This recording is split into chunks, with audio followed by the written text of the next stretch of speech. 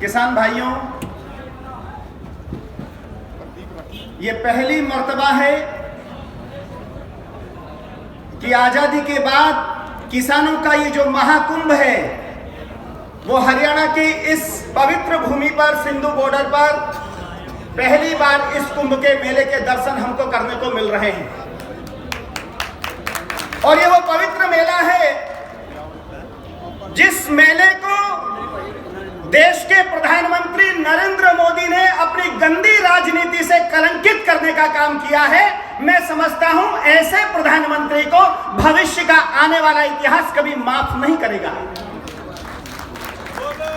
प्रधानमंत्री नरेंद्र मोदी को लोग सोचते हैं कि वो प्रधानमंत्री हैं, वो बहुत बड़े राष्ट्रवादी हैं, लेकिन अगर प्रधानमंत्री नरेंद्र मोदी की राजनीति को अगर बारीकी से अगर आप देखेंगे तो आपको पता चलेगा कि प्रधानमंत्री नरेंद्र मोदी एक किराए पर बैठाया गया एक मजदूर है, चौकीदार है, जो वो स्वयं अपने मुंह से कहते हैं। और वो चौकीदार देश का नहीं अपितु अंबानी और अडानी का चौकीदार है। यही सच्चाई है मेरे भाइयों। इस प्रधानमंत्री ने पिछले 6 वर्षों में आपने देखा किस तरीके से इस देश की जनता को, किसानों को गुमराह किया है। यह कहीं 56 इंच के चौड़े की सीने की बात करता है, वहीं दूसरी ओर ये बगैर बुलाए पाकिस्तान जाता है और नवाज शरीफ की मां को सोल देके आता है और हमारे गांव के किसानों मजदूरों को ये सीधे गोली मारता है। ये इसकी देशभक्ति है। अरे हमने देखा है इस प्रधानमंत्री ने किस तरीके से नोटबंदी के समय कहा था कि ब्लैक मनी को मैं समाप्त कर दूंगा और इस देश को समृद्धि की राह की ओर लेकर जाऊंगा। लेकिन आपने क्या देखा?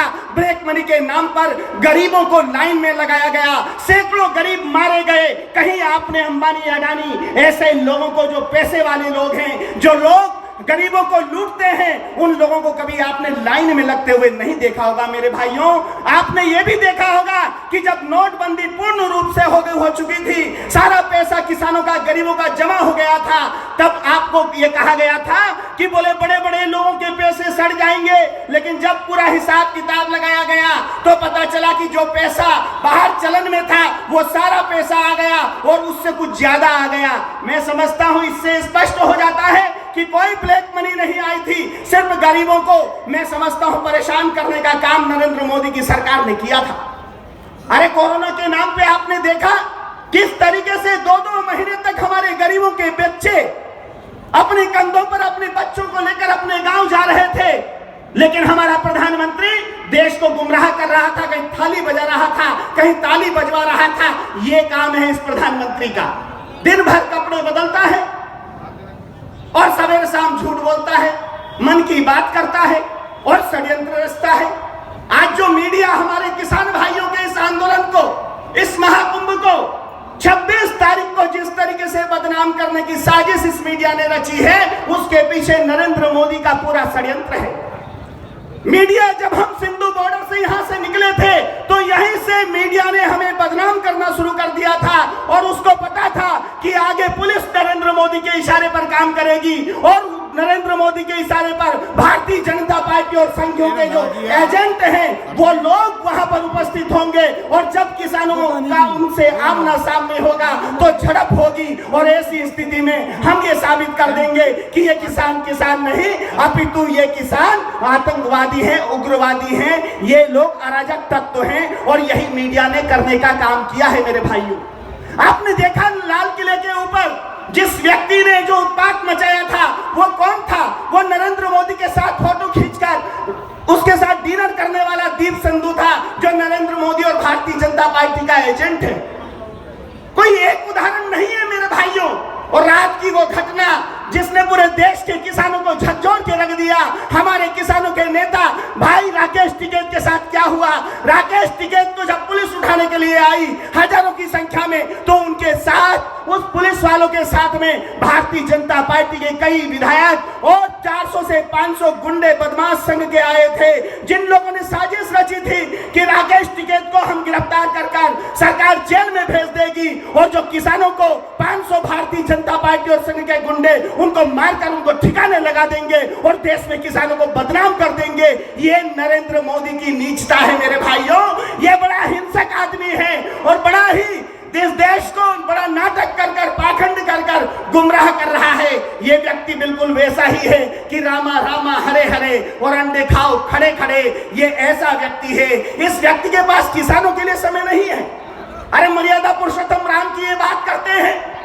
मर्यादा पुरुषोत्तम राम ने मर्यादा के लिए मैं समझता हूं 14 वर्ष का वनवास भोगा था।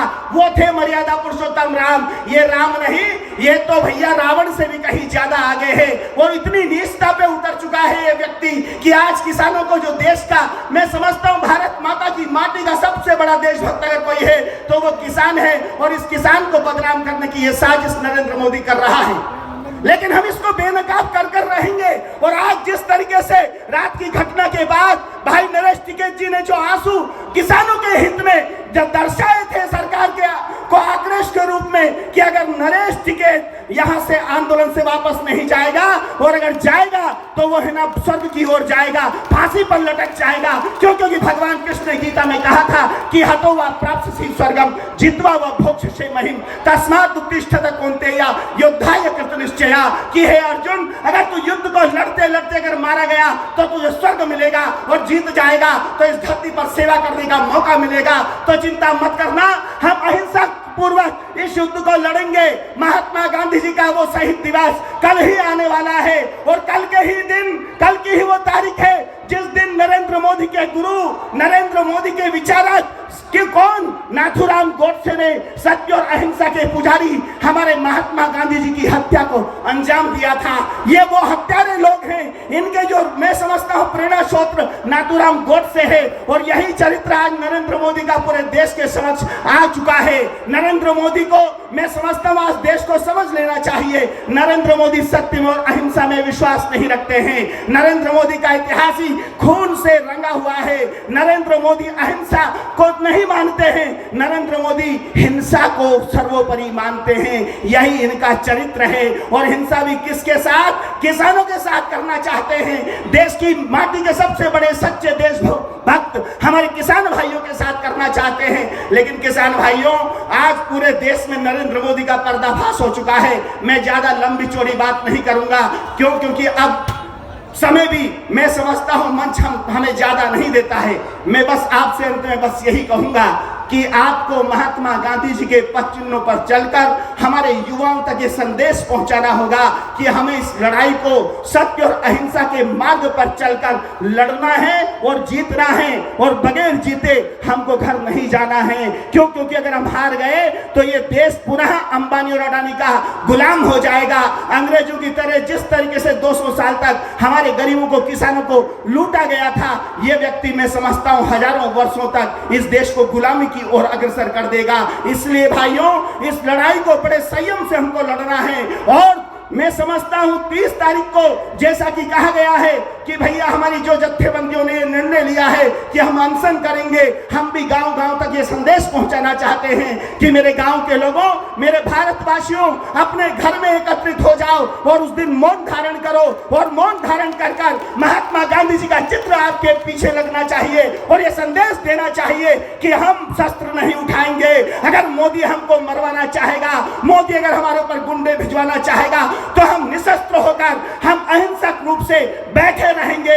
लेकिन हम अन्याय का शस्त्रों से प्रतिकार नहीं करेंगे, हम अन्याय का प्रतिकार अहिंसात्मक करेंगे। और आप इस देख लेना, ये तय मान लेना, नरेंद्र मोदी की हार होगी, किसानों की जीत होगी और एक बार पुनः हम भारत माता को बचाने में कामयाब हो जाएंगे। अंत में बस यही कहूंगा कि हम भगत सिंह के लोग हैं जिन्होंने इंकलाब जिंदाबाद का नारा दिया था, जिन्होंने अन्याय के खिलाफ लड़ना हमको सिखाया था। बस अंत में यही कहूंगा कि वैराग्य छोड़ बाहों की विभा संभालो, चट्टानों की छाती से दूध निकालो, है रुकी जहां विधार शिलाएं तोड़ो, पीयूष चंद्रमाओं को चढ़ पकड़ निचोड़ो, चढ़तुंग शैल शिखरों पर सोम पियो रे, योगियों की तरह नहीं भगत सिंह की तरह जियो रे, भगत सिंह की तरह जियो रे। जय भारत।